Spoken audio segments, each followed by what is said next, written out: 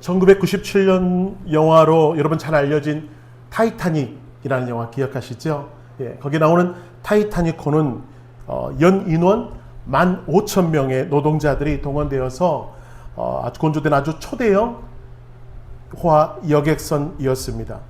그 배에는 객실뿐만이 아니라 식당, 연회장, 또 각종 오락시설들이 즐비해 있는 모든 것이 완벽하게 갖춰진 여객선이었습니다.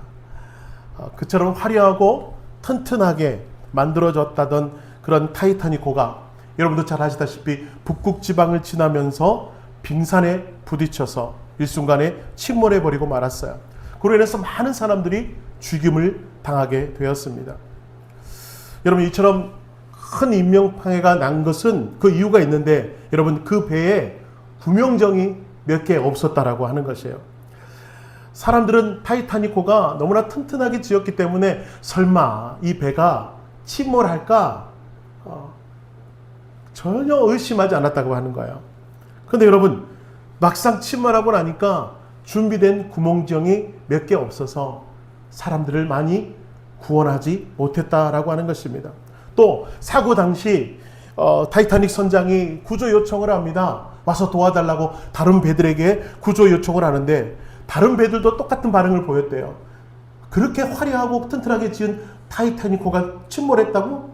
마치 거짓말처럼 그의 선장의 말을 의심하게 되고 구원하러 오는 배들이 별로 없었다라고 하는 것입니다. 그래서 많은 인명피해가 났다라고 하는 것이죠. 그러니까 여러분, 결국 사람의 기술을 너무 의지하다 보니까 결국 이런 큰 인명피해가 났다라고 하는 것입니다.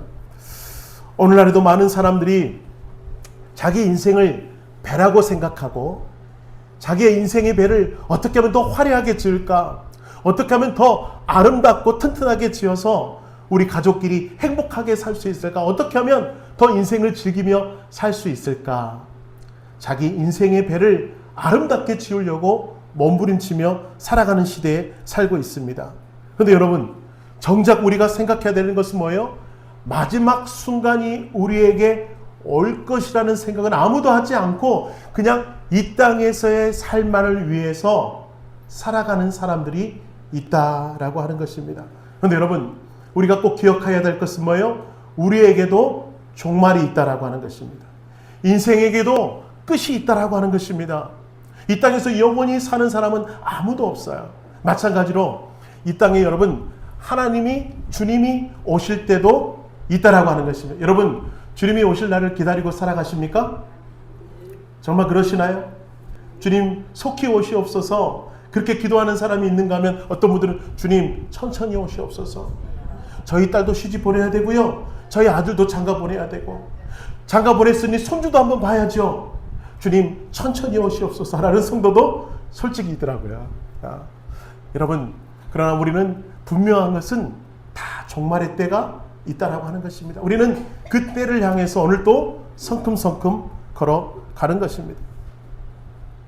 저는 이 종말의 때를 살고 있는 우리들에게 하나님께서 계속 새벽 기도 때마다 호세아의 말씀을 주시면서 우리가 살고 있는 이 땅이 얼마나 악한가라는 것을 계속해서 말씀을 통해 묵상하게 되면서 우리 성도들과 함께 우리가 끝이 있다라는 것을 함께 바라보면서 우리가 좀 신앙생활을 해야 되겠다라는 도전을 주셔서 저는 여러분들과 함께 노아의 방주에 관한 말씀 묵상하면서 노아의 방주를 바라보면서 종말의 때를 어떻게 준비해야 될지, 또 하나님께서 종말의 때를 우리에게 주실 때 우리가 어떻게 믿음으로 이 종말의 때를 승리하며 걸어가야 될지를 지혜로 여러분과 함께 좀 은혜를 나누면서 말씀을 묵상하기를 바라는 마음으로 오늘 새로운 시리즈 설교를 한 4주간 정도 하게 될 것 같습니다. 그래서 구원방주라는 큰 제목으로 오늘 첫째, 방주를 지으라 라는 제목으로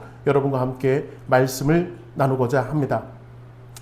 먼저 오늘 말씀을 보니까요, 노아 시대에 홍수가 일어나기 전 그런 많은 문제들이 있었음을 우리가 살펴보게 되겠습니다.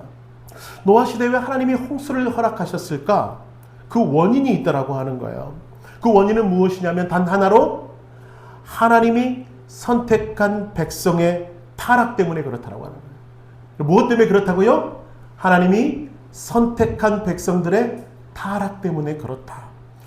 요즘 말로 하면 여러분, 하나님이 세우신 교회들의 타락 때문에 세상의 전체가 멸망을 초래할 수도 있다라고 하는 것입니다. 무서운 말씀이죠.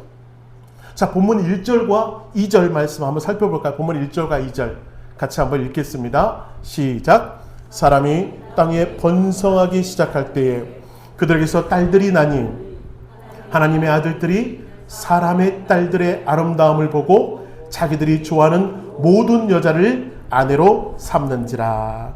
자, 여기에 보면 참 이해하기 어려운 말들이 나옵니다. 사람의 딸들은 대충 알 것 같아요. 그렇죠?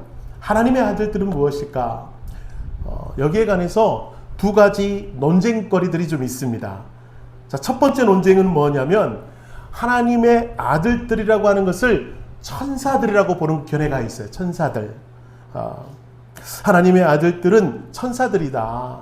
그 천사들이 인간의 딸들과 결혼함으로 말미암아 하나님의 뜻을 저버리게 되고 그 저버린 뜻으로 인하여 여러분 어려움, 하나님의 진노가 임하게 된다라고 하는 그런 해석이 있어요. 해석이 있어요. 그런데 여러분, 이 해석은 성경적인 해석은 아닙니다. 일반적으로 그렇게 주장하는 신학자들도 있는데 그것은 주장일 뿐이에요. 많은 사람들이 그렇게 생각하지는 않습니다.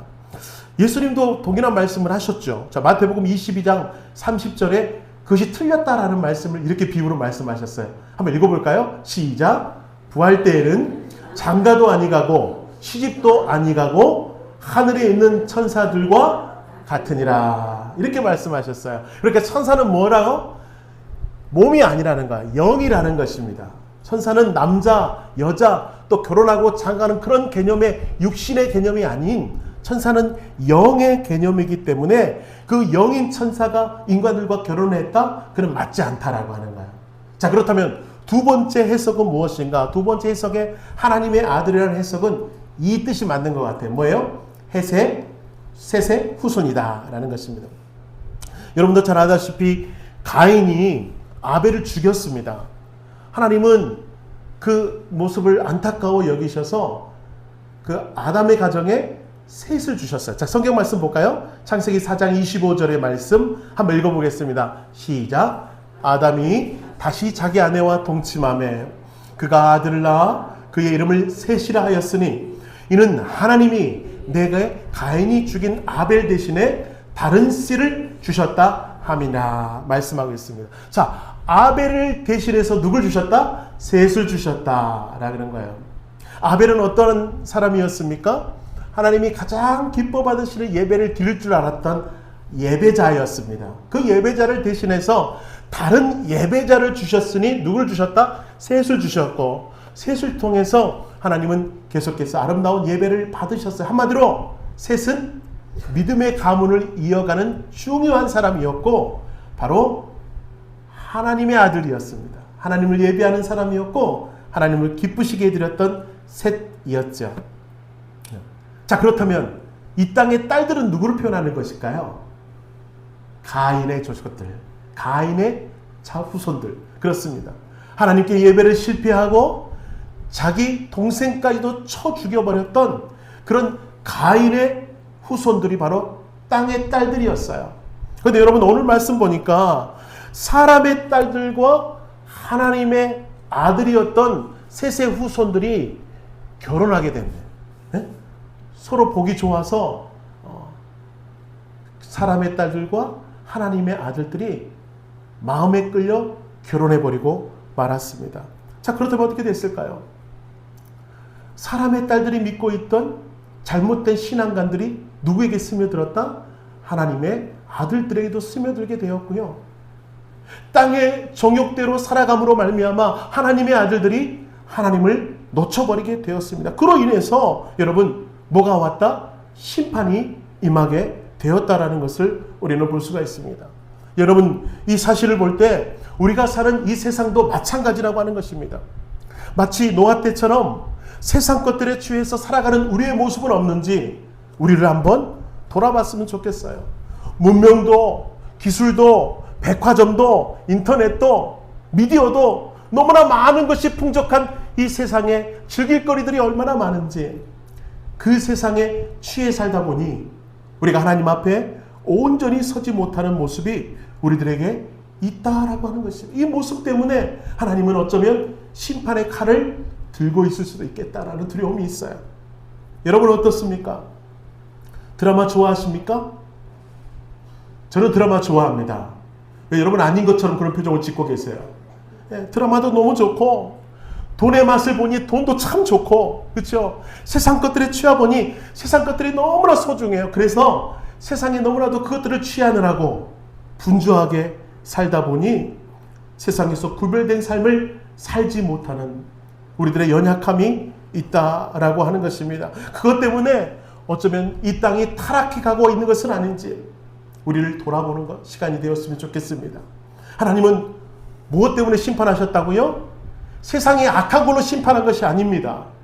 무엇 때문에 심판했냐면 구별된 우리들이 구별된 삶을 살지 못하고 세상에 젖어 사는 그 모습 때문에 심판이 임했다라고 하는 거예요.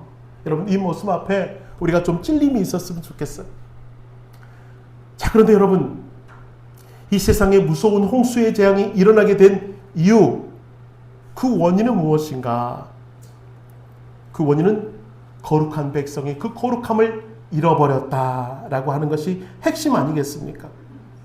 여러분 하나님은 이 세상에 믿음이 있느냐, 이 세상이 말씀으로 소생할 가능성이 있느냐, 그 기준을 누구에게 두고 있다고요? 교회에 그 소망을 두고 있어요. 그 교회에 소망을 두며 그 교회가 과연 거룩함을 유지하고 있느냐, 하나님의 보시기에 아름다우냐 라는 것을 기준으로 두고 있다고 할 때 한국 교회는 어떻습니까? 요즘 한국 교회 참 부끄럽습니다. 목사를 비롯해서 많은 사람이 돈의 문제로 또 이성의 문제로 권력의 문제로 무너지고 쓰러지는 것을 너무나 많이 보게 되죠. 그래서 세상 사람들이 손가락질을 받게 됩니다. 세상 사람들이 걱정하는 것이 교회가 되어버리고 말았다라고 하는 것이에요. 여러분 하나님은 소돔과 고모라에서도 의인 10명만 있으면 가능성이 있다라고 생각했어요. 그런데 여러분은 한 사람도 없는 겁니다. 겉으로는 예배하는 것 같고 겉으로는 하나님을 믿는 것 같은데 그 중심에 하나님을 두고 있지 않다. 그래서 소돔과 고모라가 멸망을 당하게 되었다는 것입니다. 노아의 시대도 마찬가지였습니다. 믿음의 사람들이 세상 여자와 결혼하여 취하여 사느라고 여러분 그 믿음의 가능성이 희박해져 버리고 말았기 때문에 하나님은 심판할 수밖에 없었어요. 왜요? 그 죄가 너무나 끔찍하기 때문에. 한번 볼까요? 우리 한번 3절 말씀 읽어보겠습니다. 3절 같이 한번 읽겠습니다. 시작. 여호와께서 이르시되 나의 영혼이 영원한 사람과 함께하지 아니하리니 이는 그들이 육신이 되므라. 예, 하나님의 한탄이죠. 그들이 육신이 되어버렸대요. 거룩함을 잃어버렸대요. 자, 5절과 6절을 한번 볼까요? 하나님은 어떻게 한탄하십니까? 시작. 여호와께서 사람의 죄악이 세상에 가득함과 그의 마음으로 생각하는 모든 계획이 항상 악할 뿐임을 보시고 땅 위에 사람 지으셨음을 한탄 마음에 근심하셨다. 하나님께서는 인간을 지으신 것을 처음으로 한탄하셨대요. 근심하셨대요. 왜요? 하나님의 아들들이 거룩함을 잃어버렸기 때문에. 세상에서 죄가 간역한 것을 보시고 하나님은 한탄하셨다라고 하는 것입니다. 그것 때문에 어떻게 해요? 결국 심판할 수밖에 없게 되었다라는 것입니다. 여러분, 그럼에도 불구하고 하나님의 사랑의 마음을 알 수 있는 대목이 나옵니다. 자, 3절 말씀에 한번 볼까요? 특별히 저 빨간 글씨 한번 보세요. 저 빨간 글씨 뭐라고 말합니까? 그러나로 말씀이 시작하죠. 그러나 그들의 날은 얼마라고요? 120년이 되리라 하시는. 저는 이것이 하나님의 마음이라고 생각합니다. 제가 하나님이었다면 당장에 칼을 들어 심판했을 거예요. 그런데 여러분, 하나님은 얼마의 시간을 주셨다고요? 그 심판의 날이 앞으로 120년이 되리라라는 것입니다. 당장에 심판하는 것이 아니고 120년이라는 유효의 시간을 주셨다라고 하는 거예요. 이 시간은 여러분 회개할 수 있는 시간입니다. 이 시간은 주님 앞에 돌아갈 수도 있는 시간일 것입니다. 하나님은 끝까지 그 사랑의 마음을 표현해주고 계시는 거예요. 마치 이런 것입니다. 어느 날 맨날 밤늦게 놀거리를 찾아 헤매던 아들이 맨날 밤에 늦게 들어오는 거예요. 아버지가 밤에 늦게 들어오는 아들이 안타까워서 여러분 그러다가 사고 날 수도 있고요. 위험에 빠질 수 있으니까 아들이 걱정이 되어서 아버지가 아들에게 화를 냅니다. 너 이제부터 너 통금 시간이 있다. 10시를 넘기지 말아라. 너 만약에 10시를 넘기면 너 돈 없어. 그리고 기찬이가 웃는다. 돈이 없다고 그러니까. 용돈 없어. 너 그리고 빠따를 5대 맞게 될 것이다. 알았냐? 자, 그렇게 협박을 하셨어요. 아버지가. 그런데 여러분 이 놀거리에 정신 팔려있는 아들은 그 다음 날에도 10시를 넘겼을까요? 안 넘겼을까요? 넘겼으니까 이 얘기를 하고 있죠. 넘겼습니다. 아버지가 기다리고 있는 거예요. 그런데 시간은 자꾸 10시, 11시, 12시를 향해 가는 거예요. 아버지가 어떤 마음이겠냐라고 하는 것입니까? 아싸, 용돈 굳었다. 너 이 새끼 너 오늘 빠따 좀 맞아봐라. 골프채로 때릴까? 야구 방망이로 때릴까? 그렇게 즐거워하는 아버지십니까? 아니라는 거죠. 여러분, 우리가 다 아버지, 어머니 마음이잖아요. 어떤 마음입니까? 빨리 돌아오기를 바라는, 오늘 밤에도 무사하기 바라는 그 아들을 향한 아버지의 따뜻한 마음이 이 아버지의 협박 안에 담겨져 있는 것 아니겠습니까? 하나님의 협박도 마찬가지입니다. 심판하겠다, 쓸어버리겠다 하시는 하나님의 마음속에는 긍휼의 마음이 있는 거예요. 용서의 마음이 있는 거예요. 돌아오도록, 회개하도록 아직 때가 늦지 않았음을 안타까워하시는 아버지의 마음이 있는 줄로 믿습니다. 사랑하는 성도 여러분, 오늘도 주님은 기다리십니다. 바로 우리가 하나님과의 바른 관계를 맺기를 원하시며 하나님은 오늘 또 기다리고 계세요. 겉으로 드리는 예배, 우리의 중심의 예배가 아니라 하나님이 우리의 중심의 예배가 되시며 하나님 앞에 전심으로 예배하는 자들을 찾고 기다리시며 그때를 바라보고 계시는 하나님 앞에 온전한 예배로 간절함으로 나아가시는 여러분 되셔서 예배의 승리자들, 거룩함을 유지하는 아름다운 믿음의 사람 되시기를 주님의 이름으로 축원합니다. 자, 그런데 여러분 보세요. 세상의 타락과 대조를 이루는 인물이 나옵니다. 저는 이 사람에게 초점을 맞추고 싶어요. 누구지요? 노아라는 사람입니다. 노아 홍수 전에 믿음의 사람들 대부분이 세상을 따라갔지만 그럼에도 불구하고 오직 한 사람, 이 노아만은 바른 믿음의 삶을 살아가고 있었어요. 자, 8절과 9절 하나님의 시선으로 노아를 바라보는 것입니다. 8절과 9절 한번 읽어볼까요? 같이 읽겠습니다. 시작. 노아는 여호와께 은혜를 입었더라. 이것이 노아의 족본이라. 노아는 의인이요 당대의 완전한 자라. 그는 하나님과 동행하였으며. 참 놀라운 고백입니다. 노아도 우리들과 똑같은 사람인데요, 하나님이 그를 뭐라고 칭해 주셨다고요? 의인이다, 완전한 자라 칭해 주셨어요. 어쩜 이런 칭찬을 받으며 살아갈 수 있을까? 여러분, 어떻게 이런 말을 들은 사람이 살 수 있었을까요? 그 시대에. 이 말은 너무나도 놀라운 말일 수밖에 없습니다. 왜요? 그때는 모든 사람이 세상의 풍토에 휩쓸려 가고 있던 때에, 세상의 쾌락에 빠져 살아가고 있는 그때에 하나님 앞에 이렇게 칭찬받을 수 있었다는 것은 놀라운 칭찬이죠. 놀라운 말씀입니다. 어쩜 이런 칭찬을 받을 수 있을까? 세상의 모든 사람들이 죄를 지어 살아가는 그때에도 나 홀로 구별할 수 있었던 것은 너무나도 놀라운 일입니다. 여러분, 오늘날에도 얼마나 많은 세상이 타락했습니까? 죄를 지어도 죄인 줄 모르는 시대에 살고 있습니다. 여러분, 신호 위반 안 하는 것이 이상할 정도이죠. 신호 위반하고 적당히 눈치껏 요령껏 빠져나가면 지혜로운 사람이라고 칭찬받는 시대가 오늘의 시대 아닙니까? 남을 속이는 것이 실력이라고 말합니다.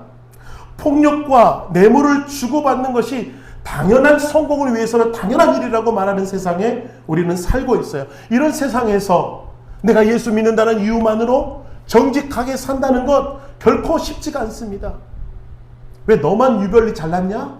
너만 유독 그렇게 튀냐? 라고 손가락질 당하기 십상인 시대에 여러분 거룩함을 유지하며 산다는 것 결코 쉽지 않은데 여러분 그렇게 살아내기로 몸부림칠 때 누가 인정하신다고요? 하나님이 인정하세요. 세상 누구도 나를 인정해주지 않아도 좋습니다. 세상 누구도 나를 칭찬해주지 않아도 좋습니다. 그러나 하나님만 나를 칭찬해주시고 하나님만 나를 인정해주신다면 여러분 거룩함을 유지하며 살기 위해 몸부림쳐야 되는 건 당연한 것 아니겠습니까? 누가 보지 않아도 누가 인정해주지 않아도 하나님은 나를 오늘 또 지켜보고 계시니 그 시선 앞에 오늘 또 거룩함이 서기 위하여 몸부림치시는 여러분 되시기를 축원합니다. 축복합니다. 노아도요 늘 완전하진 않았습니다. 여러분도 잘 아시다시피 홍수가 끝나고 노아가 처음으로 심은 나무가 포도나무였어요. 포도나무 열매가 아름답게 열리니까 노아가 좀 흥분했나 봐. 그 포도나무로 즙을 만들어서 술을 만들었는데 너무 신나게 마셨어요. 고주망태가 돼가지고 옷을 다 벗고 벌거벗고 막 잠이 들어있는 그 모습을 아들 함이 보고 그만 떠들고 말았네. 우리 아버지 옷 벗고 잔다 하고 신나게 떠들었어요. 그것 때문에 함이 저주를 받죠. 여러분 아빠의 추태로 인하여 아들이 저주를 받은 노아가요 완전한 사람만은 아니었어요. 근데 여러분 그런 흠이 많은 노아도 하나님이 의롭다 완전하다 칭해주신 이유가 어디에 있어요? 저 파란 글씨 한번 봅시다.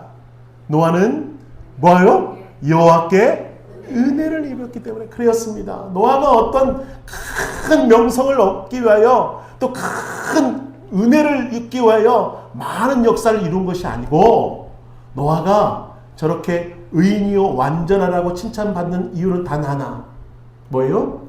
여호와께서 은혜를 주셨어요. 거룩함을 유지하도록 그 허물 많은 그 사람이지만 하나님께서 죄 짓지 않도록 보호해 주시고 지켜주시고 함께 동행하여 주셨기 때문에 그는 하나님의 은혜로 말미암아 의로운 사람이라 칭찬받을 수 있었다라고 하는 거예요. 맨 밑에 보세요. 그는 하나님과 동행하였다. 우리가 의롭게 될 수 있는 방법은 단 하나뿐입니다. 우리가 하나님 옆에 설 수 있도록 우리가 거룩함을 유지할 수 있도록 하는 방법은 단 하나. 뭐라고요? 하나님과 동행하는 것. 이거 놓쳐버리면 거룩함을 놓쳐버려요. 사랑하는 우리 양지중앙교회 성도 여러분, 하나님과 동행하시는 여러분 되시길 축원합니다. 하나님과 함께 하시기를 축원합니다. 그럴 때 거룩함을 유지할 수가 있어요. 제가 아이를 기르면서 이 아이가 좀 걸음마를 좀 시켜야 되겠다 하는 마음으로 걸음마를 시키잖아요. 그러면 제가 어떻게 해요? 이 아이를 붙잡죠. 걸음마를 걸을 수 있도록. 그러다가 혼자 걸을 수 있나 없나 제가 손을 떼려고 하면 이 아이가 깜짝 놀래고 저를 붙잡습니다. 왜? 넘어질까 봐. 근데 조금만 걸음을 좀 많이 걸어보고 익숙해지면 어때요? 금세 우리 꼬맹이가 교만해져 가지고 저를 붙잡지 않으려고 그래요. 혼자 걸으려고 제가 잡아주려고 하면 뿌리칩니다. 그럼 어떻게 해요? 넘어질 수밖에 없어요. 저는 우리의 신앙의 모습도 그렇다라고 하는 것입니다. 여러분, 주님이 나를 붙잡아 주셔야 또 내가 주님을 붙잡아야 우리는 넘어지지 않습니다. 죄에 휩쓸려 가지 않습니다. 그런데 조금만 교만해져서 내가 살 수 있을 것 같고 나 혼자 힘으로 될 것 같을 때 그때 꼭 넘어지더라고요. 사랑하는 성도 여러분, 거룩함은요 하나님이 도와주셔야 가능한 줄로 믿습니다. 그래서 늘 주님과 동행하며 주님이 주시는 힘으로 그렇게 살아내시는 믿음의 가족 되시기를 주님의 이름으로 축원합니다. 자, 우리 마지막으로 계속해서 말씀을 한번 집중해서 보면 오늘의 핵심 말씀은 방주를 지으라라고 하는 거예요. 여러분, 노아에게 하나님은 구원의 은혜를 주십니다. 세상은 심판하겠지만 다른 말로 하면 은혜의 시간이기도 합니다. 누구에게는요? 노아에게는 은혜의 시간이고 세상 사람들에게는 심판입니다. 자, 우리 13절과 14절 한번 읽진 않았지나 한번 다시 한번 읽어볼까요? 시작. 하나님이 노아에게 이르시되 모든 혈육 있는 자의 포악함이 땅에 가득함으로 그 끝날이 내 앞에 이르렀으니 내가 그들을 땅과 함께 멸하리라. 너는 호페르 나무로 너를 위하여 방주를 만들되 그 안에 칸들을 막고 역청을 그 안팎에 칠하라. 자, 하나님은 인간의 죄가 땅에 가득함을 보시며 어떻게 하면 회복시킬까 노력했지만 회복의 가능성이 없는 겁니다. 그래서 심판하기로 작정하셨습니다. 그러나 그럼에도 불구하고 구원의 불씨를 꺼버리는 것은 아니셨어요. 구원의 불씨를 누굴 통해 이루시겠다고요? 노아를 통해 이루시고, 그 구원의 불씨가 바로 방주인 것입니다. 자, 여러분, 지난주에 말씀드렸습니다. 아내와 제가 처음으로 결혼 생활을 시작한 것이 인천 주안동에 있는 오래된 단독주택이었습니다. 형편에 맞춰서 가다 보니까 그 집을 얻게 됐어요. 자, 그런데 문제는 뭐냐면 곳곳에 곰팡이가 나는 거예요. 처음에는 몰랐어요. 도배를 깨끗하게 하고 들어갔으니까 처음에 몰랐는데 여름이 지나고 나니까 모든 곳에서 곰팡이가 나는데 못 살겠는 거예요. 곰팡이를 제거하려고 해서 곰팡이 제거제도 뿌려보고 그 외에 다시 도배도 해보고 해도 계속 곰팡이가 나는 겁니다. 왜 그럴까요? 그 원인을 완전히 제거하지 않으면 곰팡이는 다시 피고 다시 필 것입니다. 하나님이 노아의 방주를 허락하신 것도 그것 때문이에요. 여러분, 세상을 아무리 정화시키려고 노력해도 여러분 완전하게 제거하지 않으면 죄의 문제를 해결할 수가 없더라고요. 그래서 홍수 심판을 임하게 된다는 것입니다. 참 안타까운 모습이죠.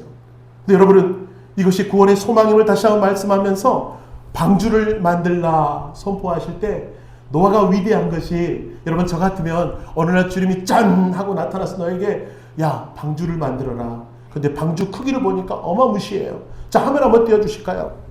여러분, 이 방주를 10년이면 강산도 변한다고 하는데 무려 120년 동안 이 방주를 만듭니다. 얼마나 크냐면 길이가요 136m. 길이가 얼마나고요? 136m. 세상에. 너비는 22m. 높이는 13m가 되는 엄청난 큰 배입니다. 단단한 잣나무로 만들어서 안팎에 역청을 칠하여 물이 들어오지 못하도록 하고요. 마치 뚜껑을 덮어놓은 유조선처럼 덮개가 있어요. 그리고 창문은 위에만 몇 개 나 있는 게 전부입니다. 그리고 여러분, 이 배의 특징은 노가 없고 그 다음에 키가 없어요. 그러니까 방향도 틀 수도 없고 자기 스스로 움직일 수도 없는 그냥 덩그런 함과 같은 모양입니다. 지금 여러분이 보고 계시는 미국 켄터키주에 있는 윌리엄 타운의 테마파크가 있는데요. 아크 인카운터라는 테마파크가 있어요. 아크 인카운터. 지금 보시는 것이 노아의 방주를 똑같이 만들었어요. 실사로. 여러분, 열심히 돈을 모아서 우리 여기 성지순례 가야 될 것 같습니다. 노아의 방주를 보기 위해서. 여러분, 그 크기를 짐작할 수가 있죠. 얼마나 큰지. 사람 모습이 저만한데 방주가 저만해요. 이것을 노아와 그의 가족들이 만들었다고 한번 상상해 보실까요? 얼마나 오래 걸렸을까요? 많은 사람들이 노아의 방주를 짓는 그 모습을 보고 사람들이 손가락질했을 것입니다. 바보라고 놀렸을 것입니다. 홍수의 징조는 보이지 않고 아무런 조짐이 없는 그때에 오직 하나님의 약속만 믿고 이 방주를 짓고 있는 노아의 모습. 그게 순종했다는 게 너무나 놀랍습니다. 저 같으면요, 아이고 하나님 장난치지 마세요. 에? 너 방주를, 아니 그것도 바다에다 만드는 것도 아니고 저 산이나 언덕에서 방주를 만들라니, 아이고 하나님 장난치지 마세요. 저 심심하지 않아요. 그랬을 것 같아요. 그런데 여러분, 노아는 하나님의 말씀에 묵묵히 순종하며 나아갑니다. 노아도 인간인지라 방주를 짓는 동안에 얼마나 많은 후회가 있었을까요? 가족마저도 이해를 하지 못하고 외로운 시간을 노아 혼자 싸우며 방주를 지었을 것입니다.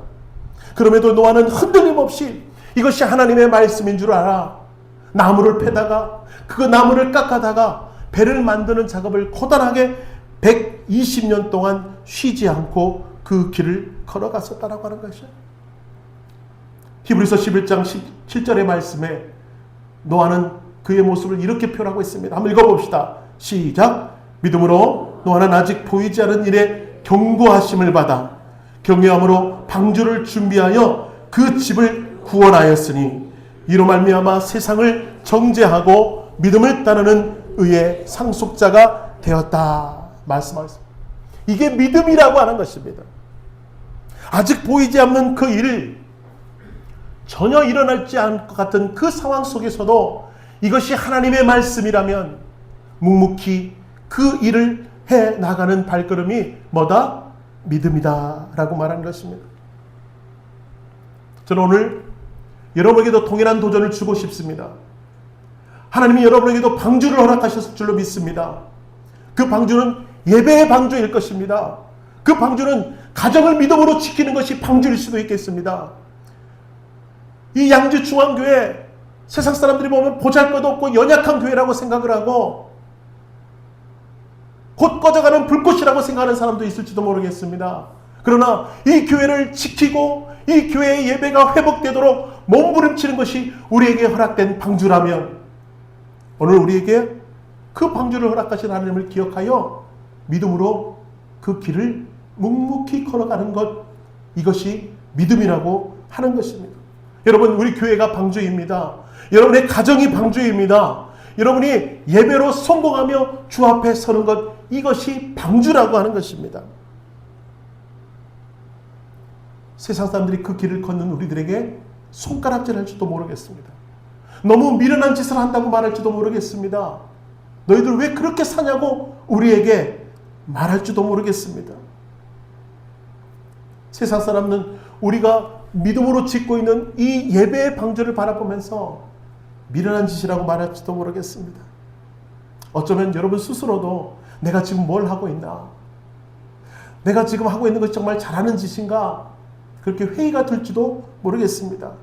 여러분, 우리의 예배는 얼마나 애써서 드리는 예배입니까? 이 예배를 드리기 위해서요, 시간들 드리죠. 정성을 드리죠. 찬양팀들은 1시간 전에 나와서 이 답답한 교회, 뜨거운 교회를 에어컨을 틀며 시원하게 만들면서 예배 준비를 합니다. 두 사람이 얼마나 애쓰면서 찬양 준비를 하고 있는지. 그리고 재정을 담당하고 있는 우리 김동석 권사님은 교회가 빵꾸나지 않도록 어떻게든 하나님 보시기 아름답게 교회가 굴러가도록 애쓰고 수고하는 그 모습이 너무나도 안타깝고 너무나도 감사하고 그래요. 왜요? 하나님의 교회를 지키기 위해, 이 교회에서 드리는 예배를 보호하기 위해 우리는 그렇게 정성을 들여 나아가는 것입니다. 이것이 고단하게 느껴질 때가 있어요. 예배만 드리면 다행인데 여러분, 식사 준비도 해야 돼. 내 가족 식구들 입에 넣는 밥도 준비하기 참 힘이 든데 성도들 한 사람 한 사람 먹을 음식을 준비한다는 건 결코 쉬운 일이 아닙니다. 또 오늘 예배 후에는 저 풀을 또 뽑아야 돼. 뽑으면 또 나고 뽑으면 또 나고, 그 지겨운 일을 또 하며 나가는 것, 너무나도 고단하고 지겨운 일입니다. 지치는 일입니다. 이게 언제 끝나나? 언제까지 해야 되나? 우리도 답답함이 들 수가 있죠. 근데 여러분 분명하게 기억하십시오. 막상 홍수 심판이 시작되면 방주는 비로소 그 진가를 발휘하게 될 줄로 믿습니다. 홍수 심판이 되면 타이타닉도도 그랬어요. 모두가 즐기고 마음껏 연애를 베푸느라 이 배에 구명정은 어디 있는지, 구명조끼는 어딘지 아무도 관심을 갖지 않다가 여러분, 배가 침몰하는 그 순간 모두가 구명정을 찾아, 구명조끼를 찾아 몸부림치며 함성지며 살아가는 사람들, 여러분 그러다가 죽음을 맞이했던 거 기억합니다. 오늘 사람들도요, 자신이 살아가는 것 내 힘으로 된다고 생각할 때는 결코 교회를 찾지 않을 것입니다. 그러나 그들이 마치 중병에 걸리고 인생의 크나큰 실패를 경험하고 인생의 암초를 만날 때, 그리고 인생이 꺼져갈 때, 그때야 비로소 구원함을 찾아, 나를 구원할 어떤 대상을 찾아 몸부림쳐 나아가는 그런 사람들이 있다라고 하는 것이에요. 여러분, 그러므로 우리가 지금 이 순간 좀 여유가 있을 때, 마음에 좀 여유가 있을 때 여러분, 하나님을 찾는 것, 우리의 믿음의 방주를 만드는 것은 너무나도 귀하고 지혜로운 일이라고 하는 것입니다. 우리가 좀 젊어서 예배 전에 나올 수 있을 때 이때 하나님을 붙잡는 것 너무나도 지혜로운 일이라고 하는 것입니다. 우리 옆 사람에게 서로 축복합시다. 당신은 지혜로운 사람입니다. 시작. 우리 뒷사람에게도 축복합시다. 당신이 참 지혜자입니다. 예, 그렇습니다. 여러분, 우리에게 허락하신 이 방주를 전심으로 잘 지으셔서 여러분, 하나님이 기뻐하시는 아름다운 믿음의 사람들 되시고, 여러분, 우리가 짓고 있는 이 방주는 결국 이 그림처럼 뭐예요? 우리를 구원할 것입니다. 우리를 죽음에서 생명으로 이끌 것이며 우리를 하나님의 나라로 인도할 아름다운 터전임을 기억하셔서 아름답게 자기의 삶의 방주를 믿음으로 단단하게 지어가시는 여러분 되시기를 주님의 이름으로 축원합니다.